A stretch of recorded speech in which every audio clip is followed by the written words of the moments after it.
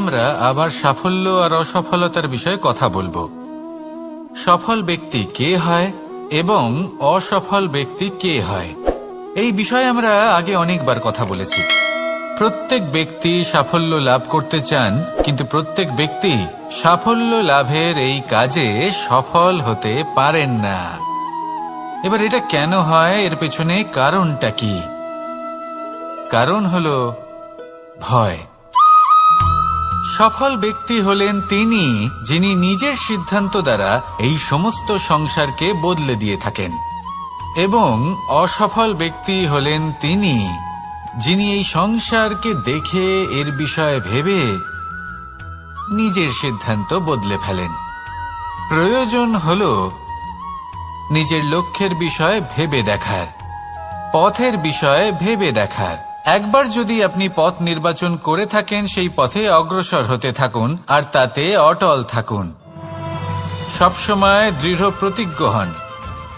আপনি যদি কোনো পথে টিকে থাকেন আর নিরন্তর পরিশ্রম করতে থাকেন, তবেই আপনার জীবনে সাফল্য আসবে। যদি কথায় কথায় লোকে কি ভাববে, লোকে কি বলবে, এ কথা ভেবে নিজের সিদ্ধান্ত পাল্টান, তাহলে কখনো নিজের লক্ষ্যে পৌঁছতে পারবেন না। আসুন আমার সাথে ভালোবেসে বলুন, রাধা রাধা। রামায়ণের একটা অত্যন্ত শ্রেষ্ঠ কাহিনী আছে, যেটা খুব অমূল্য শিক্ষাদান করে। দশানন যখন ধরাশায়ী হলেন এবং মৃত্যুশয্যায় শুয়েছিলেন, ওনার শেষ নিঃশ্বাস ত্যাগের সময় শ্রীরাম লক্ষ্মণকে বললেন যে, হে লক্ষ্মণ, রাবণের কাছে যাও, ওখানে যাও, ওনার থেকে কিছু জ্ঞান অর্জন করে এসো।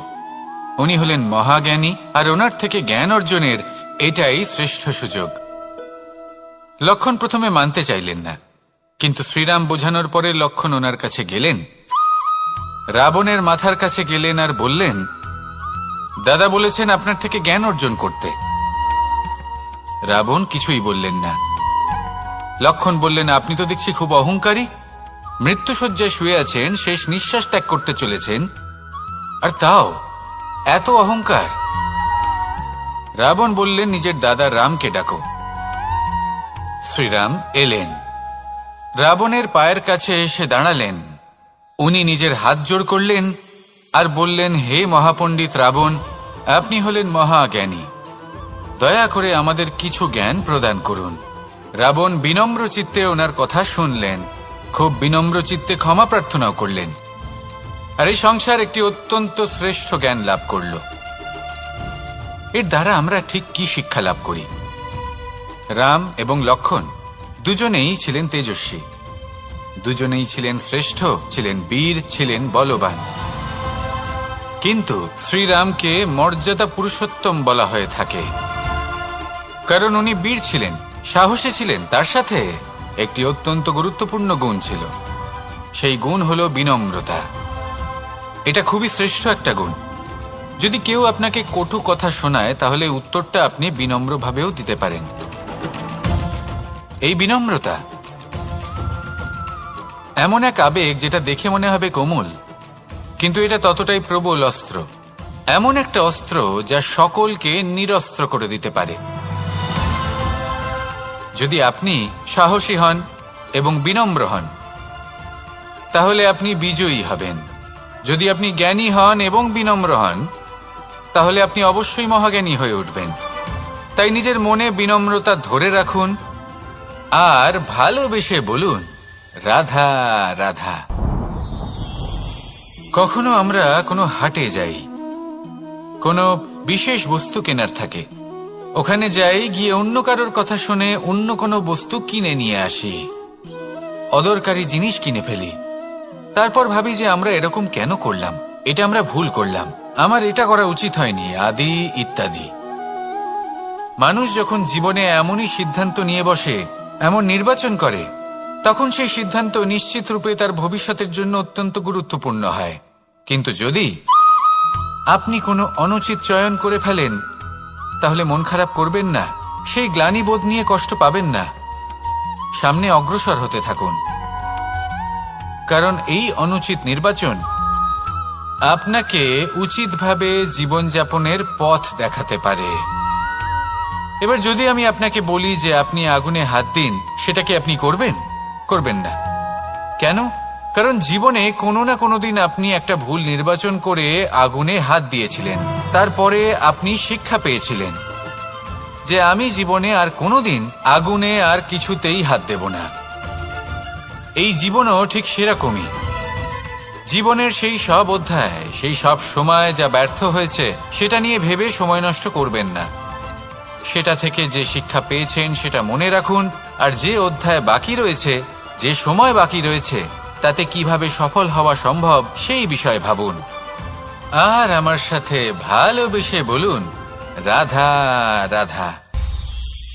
নিজের নিজের অভিজ্ঞতাগুলো দেখে, তার পরিণাম দেখে প্রত্যেক মানুষের মনে একটা ধারণা জন্ম নেয়। প্রজন্মের পর প্রজন্ম যখন অগ্রসর হতে থাকে, এই ধারণাগুলোই কারণ হয়ে ওঠে যা মানুষের জীবনে তার শুভর, অশুভর, লাভের, ক্ষতির এই সব কিছুর আধার হয়ে ওঠে। যেমন ধরুন আপনি কোথাও যাচ্ছেন আর পথে বেড়াল রাস্তা পার করে গেল, সেটা অশুভ বলা হয়। কেউ হাঁচলে কাজ থামিয়ে দেওয়া হয়। বলা হয় যখন আপনি কোনো শুভ কাজ করতে যাবেন তখন মিষ্টি খেয়ে যাবেন, কাজ সফল হবে। যদি কোনো ব্যক্তি অনুচিত কথা বলে দেন, তার মানে অনুচিত কিছুই ঘটবে, আদি ইত্যাদি। এরকম অনেক সংখ্যক ধারণা আছে। কিন্তু সবকিছু যদি এরকমই হতো, তাহলে প্রত্যেক মানুষ নিজের কথা দ্বারা নিজের বা অন্য কারোর জীবন স্বর্গতুল্য করে তুলত, নয়তো নরকে পরিণত করত। কিন্তু এরম কি আদৌ হয়? না। কারণ এই সব ধারণা, এই সব কিছু এর উৎস হলো মানুষের মন, তার মস্তিষ্ক। যখন আমরা কোনো বাক্য বা কোনো ধারণাকে একটু বেশি গুরুত্ব দিয়ে ফেলি, তার উপর একটু বেশি বিশ্বাস করে ফেলি, তখন যেটা হয়, তখন আমাদের এই ইচ্ছে শক্তি তার সঞ্চার হয় সেই বাক্যের মাধ্যমে। আর সেই জন্য সেই বাক্য আস্তে আস্তে ফলপ্রসূ হতে থাকে। এটা হলো মানুষের মনের শক্তি, তার মস্তিষ্কের শক্তি। এটা কখনো ভুলে যাবেন না। এটা প্রয়োগ করুন আর তার সদ্ব্যবহার করুন।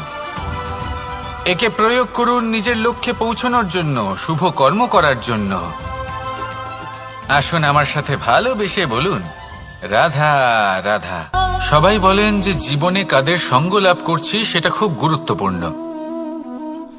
এক ঝুড়ি ফলের মধ্যে যদি একটা পচা ফল আপনি রেখে দেন, তাহলে আস্তে আস্তে সমস্ত ফল পচে যায়।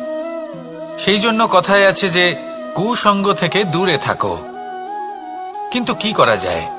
এই সংসার খুবই ছোট। যেখানে আমরা কাজ করি, যেখানে আমরা থাকি, যে পথে আমরা আসা যাওয়া করে থাকি, যে পথে আমরা ভ্রমণ করি, সেখানে এমন অনেক সংখ্যক ব্যক্তি থাকেন যাকে দেখে আমরা মনে করি যে এদের থেকে দূরে থাকতে হবে। তখন আমরা কি করতে পারি?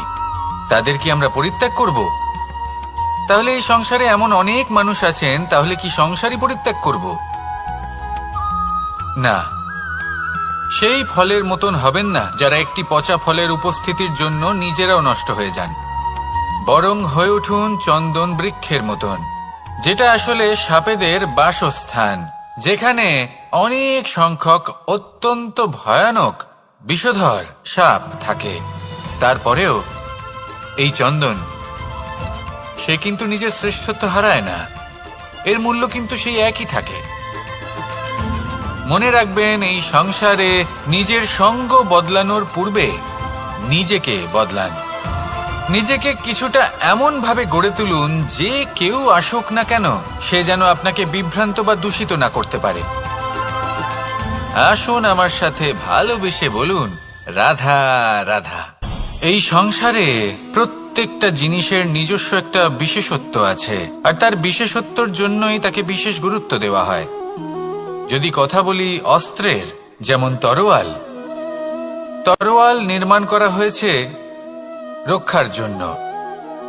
কত তাড়াতাড়ি সে সামনে উপস্থিত শত্রুকে নিধন করতে পারে।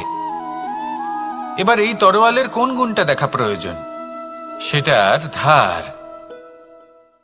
সেই বস্তুটি নয় যার মধ্যে এই তরোয়াল রাখা হয়। সেইভাবেই যদি আমি কথা বলি বাণের, তাহলে এটা প্রয়োজনীয় নয় যে সেই বাণ কতটা তীক্ষ্ণ, কতটা বলশালী। এটা দেখা প্রয়োজন যে তার আকারটা কেমন।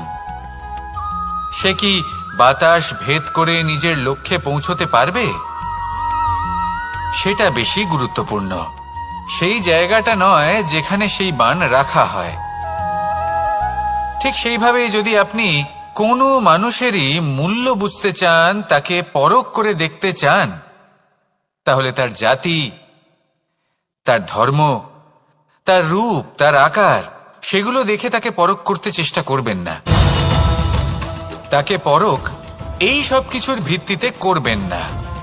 তার স্বভাবটা দেখুন, তার গুণ দেখুন, তার প্রতিভা দেখুন, তার কর্ম দেখুন, কারণ এটাই সেই ব্যক্তির আসল পরিচয়। এটাই হলো তার অস্তিত্ব। যখনই আপনি কোনো নর্তককে শ্রেষ্ঠ নৃত্য প্রদর্শন করতে দেখেন, তখন আপনি কিন্তু এটা ভাবেন না যে সে কোথা থেকে এসেছে, সে কি খায়, ওর বন্ধু বান্ধব কারা। আপনি তার নৃত্য দেখেন, ওর শিল্প দেখেন, সেটারই প্রশংসা করেন, সেটাকেই সম্মান করেন। সেইভাবেই সংসারে সকলকে সম্মান করুন। আর এই সম্মানের আধার হওয়া উচিত তার গুণ, তার স্বভাব, তার কর্ম, তার রূপ আর তার বেশভূষা নয়। আসুন আমার সাথে ভালোবেসে বলুন, রাধা রাধা। এই সংসার বলে যে কৃষ্ণ হলো মহাযোগী। কেউ বলে যে কৃষ্ণ হলো সাংখ্যযোগের প্রবর্তক, কেউ বলে ভক্তিযোগের, কেউ বলে জ্ঞান যোগের, কেউ কেউ এটা মনে করেন যে অষ্টাঙ্গ যোগের প্রভু হলাম আমি। কিন্তু এই যোগ আসলে কি? যোগ বিষয়টাকে বোঝা খুব একটা কঠিন নয়, কিন্তু সেই যোগকে নিজের যাপনের অংশ করে তোলা হলো অত্যন্ত কঠিন, আর তার জন্য প্রয়োজন অভ্যাস। যোগ শব্দটার অর্থ হলো যুক্ত করা, আর এটা আমি ছোটবেলায় শিখেছিলাম। যখন আমার মাখন খেতে ইচ্ছে করত আর মা মাখনের সেই হাঁড়িটা ওপরে টাঙিয়ে রাখতেন, তখন আমরা ভাবতাম যে অত দূরে পৌঁছবো কি করে। তখন আমরা যোগের বিষয়ে জানতে পারলাম, আর তখন জানতে পারলাম যে সব থেকে গুরুত্বপূর্ণ যোগ আসলে কি? সহযোগিতা, সাহায্য। আমরা সব সখারা একসাথে জড়ো হতাম, একে অপরের পিঠের ওপর উঠে দাঁড়াতাম, আর তারপর আমরা ওই মাখনের হাঁড়ির কাছে পৌঁছতে পারতাম, আর তারপর আমরা সবাই মিলে সেই মাখন ভাগ করে খেতাম। সহযোগিতা, এটা অত্যন্ত গুরুত্বপূর্ণ। পাণ্ডবরাও মহাভারতে এটাই করেছিলেন। ওনাদের সাথেও কেউ ছিল না, একে অপরকে সাহায্য করে ওনারা অনেক বীরদের একত্রিত করেছিলেন। তারপর অবশেষে মহাভারতের এই মহাযুদ্ধে ওনারা জয়লাভ করেছিলেন। রামায়ণে রাম এবং লক্ষ্মণের সাথে কেউ ছিল না। সহযোগিতার মাধ্যমে ওনারা ভাল্লুক আর বানর সেনাকে একত্রিত করেছিলেন, আর এই সংসারের সব থেকে প্রবল রাক্ষস রাবণকে বধ করেছিলেন। মনে রাখবেন, একসাথে মিলে যদি আপনারা কর্ম করতে শেখেন, তাহলে এই সংসারে এমন কিছুই নেই যেটা আপনি অর্জন করতে পারবেন না। আসুন আমার সাথে ভালোবেসে বলুন, রাধা রাধা। সূর্য এই সংসারকে আলো প্রদান করে। সূর্যের মনে যদি নিজের তেজের জন্য অহংকার জন্ম নেয়, তখন তার অহংকার ভঙ্গ করে মেঘ। সূর্যের আলো পূর্ণরূপে ঢেকে দেয়।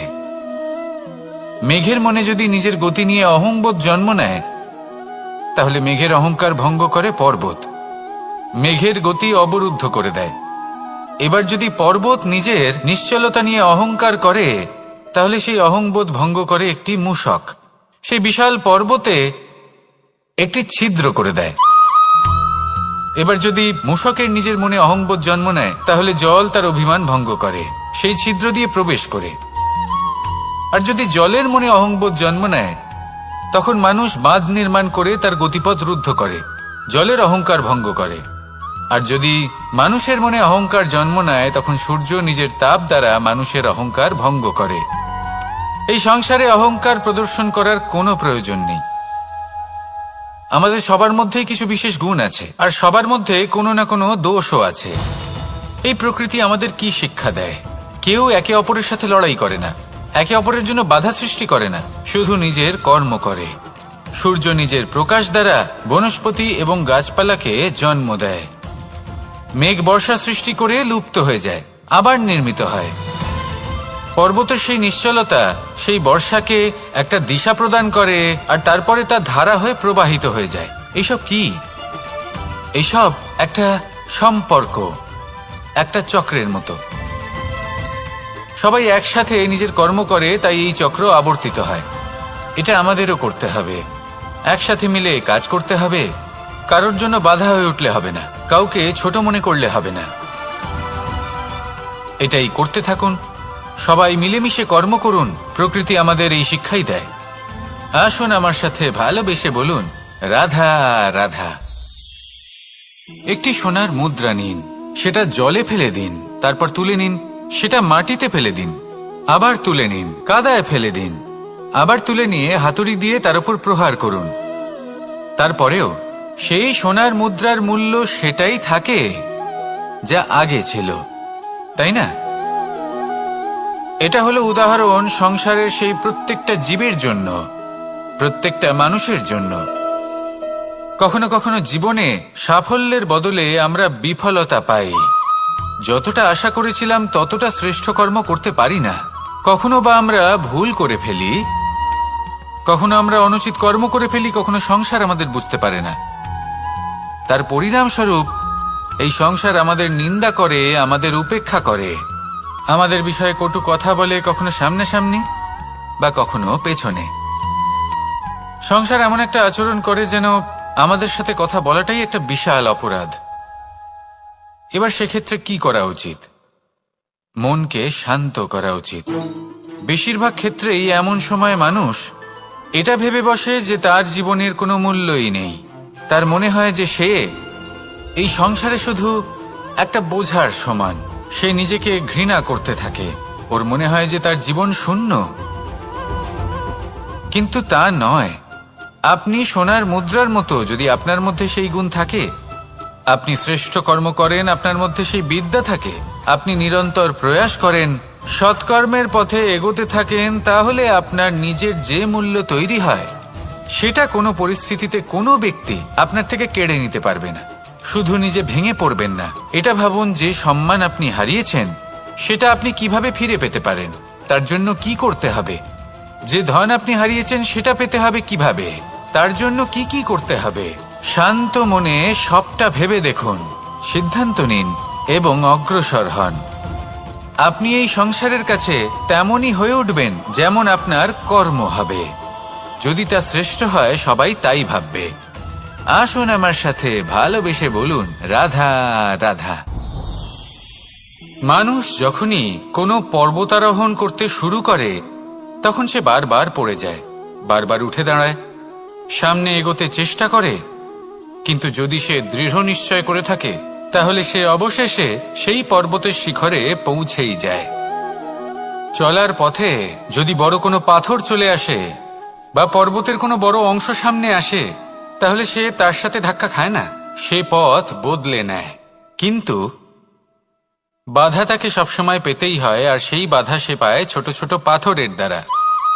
তাদের উপর পা পড়লে তার পা পিছলে যায় আর সে পড়ে যায়। এই ছোট ছোট পাথর হলো আমাদের জীবনের সেই ছোট ছোট সমস্যা, সেই ছোট ছোট ভুলগুলো যেগুলো আমরা অবজ্ঞা করতে থাকি। আমরা ভাবি এর দ্বারা কি বা ক্ষতি হবে, কিন্তু সেগুলোই অনেক সময় আমাদের অসফলতার কারণ হয়ে দাঁড়ায়।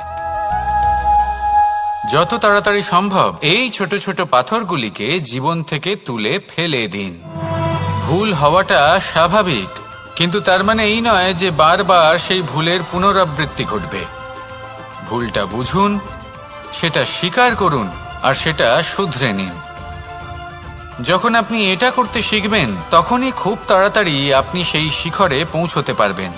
আর যখন পৌঁছে যাবেন তখন এই মন প্রসন্ন হয়ে বলবে, রাধা রাধা। আপনি কখনো পলাশ ফুল দেখেছেন? কি সুন্দর দেখতে, লাল রক্তবর্ণ, উজ্জ্বল, কিন্তু এতে কোনো সুগন্ধ নেই। সেই জন্য ওকে শুধু চোখ ভরে দেখতে ইচ্ছে করে। দেখবেন তাকে কিন্তু পুজোতে ব্যবহার করা হয় না, এই ফুল দিয়ে মালা বানানো হয় না। সেরকমই আমাদের জীবনে এমন অনেক ব্যক্তি রয়েছেন যাদেরকে সম্মান অর্জন করতে হয়। যদি আপনি কোনো উচ্চ বংশে জন্ম নিয়ে থাকেন এবং আপনার কাছে সবকিছু থাকে, ধন ঐশ্বর্য থাকে, সবকিছু আপনি আগে থেকেই পেয়ে গেছেন, তাও কিন্তু এই সংসার আপনাকে সম্মান দেবে না। ততক্ষণ পর্যন্ত দেবে না যতক্ষণ না আপনি নিজের অন্তরে গুণ জাগ্রত করছেন, শ্রেষ্ঠ কর্ম করছেন, নিজের অন্তরে ইতিবাচক মনোভাবের এই সুবাস জাগ্রত করছেন। যদি এসব কিছু করেন তাহলেই এই সংসার আপনাকে সম্মান দেবে। এবার এটা আপনার ওপরে নির্ভরশীল যে আপনি কি পলাশ ফুলের মতো হতে চান, নাকি অন্য কোনো ফুল হয়ে উঠতে চান যার সুবাস আছে, যে নিজের সুবাস এই সারা পৃথিবীতে ছড়িয়ে দেয়। আসুন আমার সাথে ভালোবেসে বলুন, রাধা রাধা। এই সংসারে একটা শব্দ আছে যার বিষয়ে মানুষ অত্যাধিক চিন্তা ভাবনা করে, আর সেই শব্দ হলো অস্তিত্ব, পরিচয়। প্রত্যেক ব্যক্তি এই সংসারে নিজের অস্তিত্ব করতে চায়, আর ছোট থেকে এটাই হয়। যখন আমরা শ্রেণীকক্ষে যাই, পড়তে যাই, তখন আমরা এটাই ভাবি যে আমরা নিজেদের অস্তিত্ব গড়ব, সুনাম অর্জন করব। সকল ব্যক্তি যাতে এটাই বলে যে এই হলো সর্বশ্রেষ্ঠ ছাত্র, আর এটাই আমাদের পরিচয়। কার্যক্ষেত্রেও আমরা ঠিক এটাই চেষ্টা করি, পরিশ্রম করতে থাকি এবং ভবিষ্যতে গিয়ে আমরা নিজেদের পরিচয় খুঁজে পাই। পরিচয়ের সাথে সাফল্য আসে, আর সাফল্যের সাথে আসে অস্তিত্ব। আর যখন এই দুটি সংযুক্ত হয় তখন মানুষ অসফলতার কথা ভেবে ভয়ভীত হয়ে পড়ে, আর এটা ভাবতে থাকে যে যদি আমি অসফল হই তাহলে সেই পরিচিতির কি হবে, সেই নামের কি হবে, সেই সব কিছু যে আমি অর্জন করেছি তার কি হবে। সে ভয়ভীত হয়ে পড়ে, আর এই ভয়ের কারণে তার বিকাশ কোথাও না কোথাও অবরুদ্ধ হয়। সে শ্রেষ্ঠ কর্ম করা বন্ধ করে দেয় এবং শুধু এই সুরক্ষিত থাকতে চেষ্টা করে। আর অসফল হলে তাতে ভয় পাওয়ার কোনো প্রয়োজন নেই, কারণ যখন আপনি সফল হন তখন এই সাফল্য আপনার পরিচয় এই সংসারের সাথে করায়।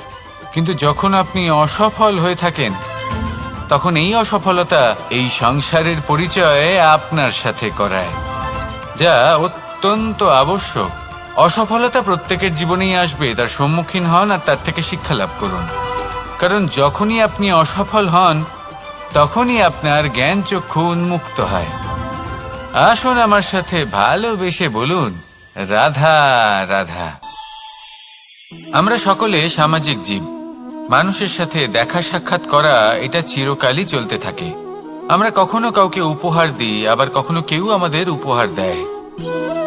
কখনো কি এমন হয়েছে যে আপনি কাউকে একটা উপহার দিয়েছেন, কিছু সময় পরে বা কিছু মাস পরে সেই উপহারই ঘুরে ফিরে আপনার কাছেই এসেছে, অর্থাৎ সেই বস্তুটাই আপনার কাছে আবার ফিরে এলো? এরকম হয়। ছেলেবেলায় একদিন একজনের বিবাহ ছিল, তখন মা তাকে একটা উপহার দিতে চাইছিলেন, তাই তিনি একটা পোশাক বানালেন আর সেটাকে সুসজ্জিত করছিলেন। আমি দেখলাম আর জিজ্ঞেস করলাম যে মা, এই পোশাক এত সুসজ্জিত করার কি আছে? তখন মা বললেন যে কানাই, কখনো কাউকে এমনই উপহার দেবে, এমন প্রকারে দেবে যে সেটা যদি আবার ঘুরে ফিরে তোমার কাছে ফিরে আসে তাহলে যেন তোমার খারাপ না লাগে। এটাই কিন্তু হয় আমাদের ব্যবহারের সাথে, কর্মের সাথেও এবং আমাদের কথার সাথেও। তেমনই আচরণ করবেন যে আচরণ আপনি সহ্য করতে পারবেন। যদি মুখ থেকে কটু কথা বেরোতে থাকে তখন নিজেকে সংযত করে নিন। সেই শব্দই প্রয়োগ করুন যেটা আপনি তার বদলে শুনতে চাইবেন এবং আপনার দুঃখও হবে না। কারণ আপনার কর্ম এমন একটা উপহার যেটা আবার ঘুরে ফিরে ফলস্বরূপ আপনার কাছেই আসবে। সেই জন্য নিজের আচরণ শুভ করুন, নিজের মানসিকতা শুভ করুন, নিজের মুখ থেকে মধুর বাণী নিঃসৃত করুন, আর এইভাবেই মধুরভাবে বলুন, রাধা রাধা। পাশা নামক এই খেলাটি আপনারা নিশ্চয়ই খেলেছেন, না খেলে থাকলে দেখেছেন, আর যদি দেখেও না থাকেন তাহলে নিশ্চিত রূপে শুনেছেন। মহাভারতের এই মহাযুদ্ধ কোথাও না কোথাও এই পাশা নামক খেলার কারণে হয়েছিল। পাশারি, বিচিত্র খেলা, দান এইসবের কারণে কেউ নিজের মাথায় রাজ মুকুট পরিধান করেছিলেন, আবার সেখানেই পরাজিত হওয়ার জন্য কাউকে বনবাসও ভোগ করতে হয়েছিল। কিন্তু এই খেলা সমাপ্ত হওয়ার পরে সমস্ত ঘুঁটি আর এই পাশার ছক একই পুটলিতে স্থান পেল। এটাই হলো আমাদের জীবন। এই সংসারে আমরা জয় পরাজয়ের বিষয়ে এতটাই ভাবি, এত চিন্তা করি যে এই জীবনের খেলার আনন্দটাই উপভোগ করতে পারি না। আর অবশেষে কি হয়? কেউ জয়ী হন, কেউ পরাজিত হন, কিন্তু দুজনেই একই স্থানে পৌঁছে যান। প্রত্যেক ব্যক্তি মৃত্যুর পরে একটি নির্দিষ্ট স্থানেই পৌঁছতে বাধ্য, কিন্তু ততক্ষণ এই জীবন, এই খেলা, তার আনন্দ উপভোগ করুন। এই সংসারে সেই ব্যক্তি শ্রেষ্ঠ স্থানে পৌঁছতে পেরেছেন যিনি এই সংসারকে প্রকাশ প্রদান করেছেন, যিনি কখনো জয় পরাজয় এ বিষয়ে ভাবেননি, শুধু এই জীবনের খেলার আনন্দ উপভোগ করেছেন। এটাই আপনিও করুন আর আমার সাথে ভালোবেসে বলুন, রাধা রাধা। প্রত্যেক মানুষ নিজের জীবনে দুঃখ অনুভব করেন। প্রত্যেকের দুঃখ আলাদা হতে পারে। কারোর মনে এই দুঃখ থাকে যে সে তার বাবা মায়ের সব ইচ্ছে পূরণ করতে পারেননি। কেউ এটা ভেবে দুঃখ পান যে সে চিরকাল সদাচার করেছেন, সৎকর্ম করেছেন, কিন্তু তাও তাকে দুরাচারী বলে মনে করা হয়। কেউ এটা ভেবেও দুঃখ পান যে তার সামনে যে ব্যক্তি রয়েছেন তার চোখে তিনি শত্রু হয়ে উঠেছেন বা দুষ্ট হয়ে উঠেছেন, যেখানে তিনি হয়তো কোনো অনুচিত কাজই করেননি। এবার এই সমস্ত বিষয় নিয়ে ভেবে নিজের ব্যক্তিত্ব নিয়ে সন্দেহ প্রকাশ করবেন না। যদি নিজের ব্যক্তিত্ব নিয়ে কোনো সন্দেহ থেকে থাকে, তাহলে কর্ম সংক্রান্ত প্রশ্ন করুন যে আপনি যা করেছেন তাতে কি উচিত ছিল, কি অনুচিত ছিল। যেটা প্রয়োজন সেটা এটা বোঝার যে আপনার অন্তর্মন, আপনার বিবেক আপনাকে কি বলছে, আর আপনার অন্তর্মন আর আপনার বিবেক আপনাকে যেটা করতে বলবে শুধু সেটাই করুন। আর তারপরে এই সংসার কি বলবে, কি ভাববে সেসব নিয়ে ভাবতে যাবেন না, কারণ এই সংসার তো ঈশ্বরকেও প্রশ্ন করে থাকে, ঈশ্বরকেও দোষী মনে করে। কখনো কখনো যখন কোনো ঘটনা মানুষের ইচ্ছা অনুযায়ী ঘটে না, তখন মানুষ এটা বলে যে হে ঈশ্বর, আপনি আমার পাশে থাকলেন না, আপনি বড়ই কঠোর, এটা আপনার দোষ। যেখানে বেশিরভাগ সময় হয়তো সে নিজেই নিজের কর্মফল ভোগ করছে। আর কখনো কখনো ঈশ্বর হয়তো তার জন্য আরো ভালো কোনো পরিকল্পনা করে রেখেছেন, কিন্তু মানুষ সেটা বুঝতে পারে না। তাই দিনের শেষে যেটা প্রয়োজন সেটা হলো নিজের মনের কথা বুঝতে হবে। আপনার বিবেক কি বলছে শুধু সেটাই করুন আর সামনে এগোতে থাকুন। আমার সাথে ভালোবেসে বলুন, রাধা রাধা। এই সংসারের অন্তের, এর বিনাশের প্রারম্ভ কিভাবে হয়? কোন যোগের মাধ্যমে, কোন ভয়ানক অসুরের আগমনে, নাকি প্রকৃতির রাগের কারণে? না, এই সংসারের বিনাশের প্রারম্ভ হয় আমি থেকে। এই আমি, এই তুমি, এটা আমি করেছি, ওটা তুমি করেছো, এটা আমার, ওটা তোমার, আদি ইত্যাদি। এই ভাব যখন মনে বাসা বেঁধে নেয়, সর্বপ্রথম ঘর ভাগ হয়, তারপর বসতি, তারপর প্রাণ, আর তারপর দেশ, আর সবার শেষে সমস্ত সংসার ভাগ হয়ে যায়। আর এই ভাগ হয়ে যাওয়া শেষে মনোমালিন্যে পরিণত হয়। এখন এমত অবস্থায় কি করা যেতে পারে? কিভাবে বাঁচা যায় এই পরিস্থিতির থেকে? কিভাবে দূরে থাকা যায় এই বিনাশের থেকে? উত্তর সেই একটাই, করুণা।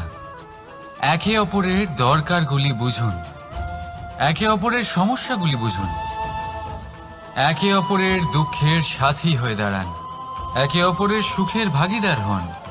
আর শেষে যখন এই আমি আমরাতে পরিণত হবে, তখন এই বিনাশ নিজে থেকেই দূরে চলে যাবে। তাহলে আমরাতে বিশ্বাস করতে শিখুন আর আমার সাথে ভালোবেসে বলুন, রাধা রাধা। এই মুদ্রা, এবারে ভাবুন এটাই আমাদের জীবন, জীবনের সুখ আর দুঃখ। এই মুদ্রার, এই জীবনের দুটি দিক। কিন্তু যখনই আমরা ঈশ্বরের কাছে প্রার্থনা করি তখনই আমরা সুখ চাই, আর সেই সুখ আসেও। আর যখনই সেই সুখ আসে তখন ব্যক্তি সর্বপ্রথম তাকে ভুলে যায় যে দুঃখের সময় ওনার সাথে ছিলেন। আর এমত অবস্থায় উনি সাহায্য করেন না, উনি করেন উপকার। আর এই উপকারের বদলে মানুষের থেকে উনি নিজের জন্য শ্রদ্ধা চান। আর সেই শ্রদ্ধা, সেই চাহিদার কারণে উনি নিজেকে অন্যদের থেকে শ্রেষ্ঠ, অন্যদের থেকে ভিন্ন মনে করতে বিবশ হয়ে যান। আর আলাদা হবার কারণে তার মধ্যে জেগে ওঠে অহংকার, আর সেটাই হয় তার পতনের কারণ। এবার এতে কি করা যেতে পারে, কি চাওয়া যেতে পারে ঈশ্বরের কাছে? এই প্রশ্ন অবশ্যই মনে আসে। ঈশ্বরের কাছে চান সুখ, শুধুমাত্র ততটাই যাতে অহংকার না আসে, আর দুঃখ ততটাই যাতে শ্রদ্ধা না চলে যায়। রাধা রাধা। এই সংসারে এমন কিছুই নেই যে সব সময় একই থাকবে। যা কিছু নির্মাণ হয়েছে তা একদিন অবশ্যই ভেঙে পড়বে, কিন্তু এই ভেঙে যাওয়ার বিশ্লেষণ আপনি কিভাবে করবেন তা আপনার উপরে নির্ভর করছে। ওই আকাশের দিকে তাকান, ওই মেঘ, ওটাও ভেঙে পড়ে, কিন্তু নিজে ভেঙে পড়ার সাথে বর্ষাকে তৈরি করে যায়। মাটির ডেলা অবশ্যই ভেঙে পড়ে, কিন্তু ব্যবহারযোগ্য মাটির রূপ নিয়ে। এই ধরিত্রীর বুকে কোনো এক বীজ যখন ভেঙে পড়ে তখন ধরিত্রীর উপর এক বিশাল আকারের বৃক্ষ নির্মাণ করে। যদি জীবনে কিছু ভেঙে পড়ে তাহলে নিরাশ হয়ে পড়বেন না, নিজের সাহস হারাবেন না। ধনাত্মক দৃষ্টিভঙ্গি দিয়ে দেখতে চেষ্টা করুন।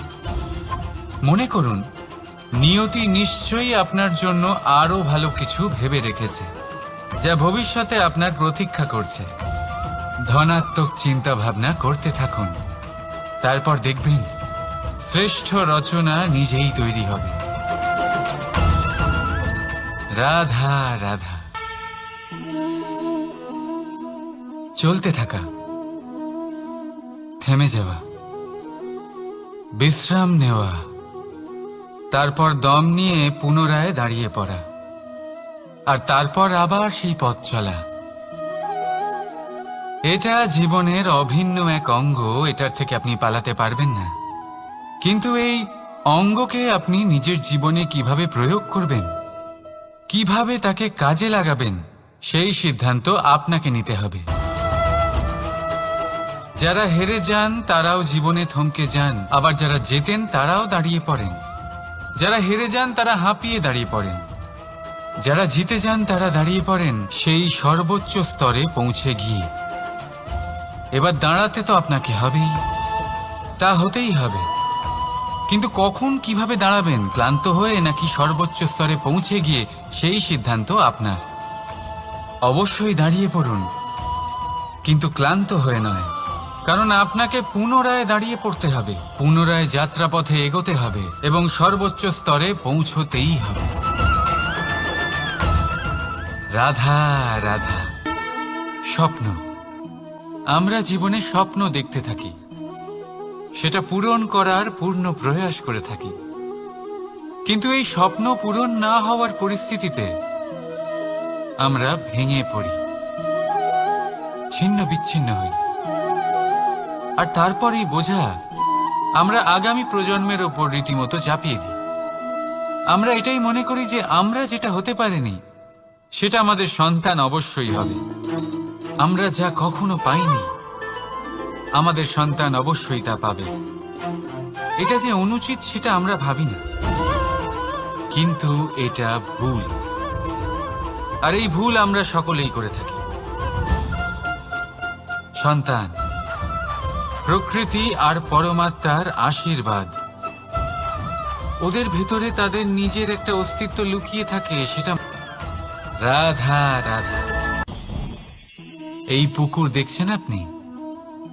পুকুরের জল কখনো প্রবাহিত হয় না, একই স্থানে জমে থাকে, আর সেই কারণে কিছুদিন পর ময়লা হতে শুরু করে। কিন্তু তাও আমরা একে ত্যাগ করি না, আমরা তবুও একে পুজো করি। শুধুমাত্র এই কারণে নয় যে অতীতে সে আমাদের তৃষ্ণা মিটিয়েছে, কিন্তু এই কারণেও যে যদিও বা সে ভবিষ্যতে আমাদের তৃষ্ণা না মেটায়, কিন্তু প্রয়োজন হলে আগুন অবশ্যই নেভাতে পারে। ঠিক সেই রকমই হয় আমাদের সম্পর্ক যা আমরা বহু বছর পরিশ্রম করে তৈরি করি, যে দরকার পড়লে আমাদের সহায়ক হয় কোনো না কোনোভাবে। সেই জন্য সম্মান করতে শিখুন এই সম্পর্কগুলিকে, শিখুন এই সম্পর্কগুলিকে অটুট রাখতে। কথায় কথায় এই সম্পর্কগুলিকে ভেঙে দিতে শিখবেন না। রাধা রাধা। বিষ, এই শব্দটা শুনলেই মনে অনেক কল্পনা জন্ম নেয়। কল্পনা অসহ্যকর তিক্ততা, কল্পনা অত্যন্ত বেদনাদায়ক মৃত্যু। এবার যদি আপনাকে জিজ্ঞেস করা হয় যে সবচেয়ে বিষাক্ত বিষ কোনটা, তাহলে আপনি কি বলবেন? কেউ বলবে সর্পের বিষ, কেউ বলবে কাঁকড়া বিছের, কেউ বলবে কালকিউটের বিষ। কিন্তু না, এই সমস্ত রকম বিষ সেই বিষের সামনে টিকতে পারবে না যাকে আমরা বলে থাকি কানের মধ্যে ঢালা বিষ। শুনতে অত্যন্ত মিষ্টি, কিন্তু তিক্ততায় অত্যন্ত বিষাক্ত। পেটের মধ্যে যাওয়া এই বিষ শুধুমাত্র একটি মানুষের মৃত্যুর কারণ হয়, কেবল একটি। কিন্তু কানের মধ্যে ঢালা এই বিষ একাধিক সম্পর্কের নাশ করতে পারে। আর এটাতে সেই ব্যক্তির ভুল নেই যে আপনার কানে বিষ ভরেছে, আপনি তাকে দোষ দিতে পারেন না। এখানে দোষ আপনার নিজের, যে এই বিষকে আপনি নিজের উপরে প্রভাব ফেলতে দিয়েছেন, এই বিষকে সুযোগ দিয়েছেন আপনার ক্ষতি করতে। এটা আপনার ভুল। সেই জন্য কুমন্ত্রণায় কখনো কান দেবেন না।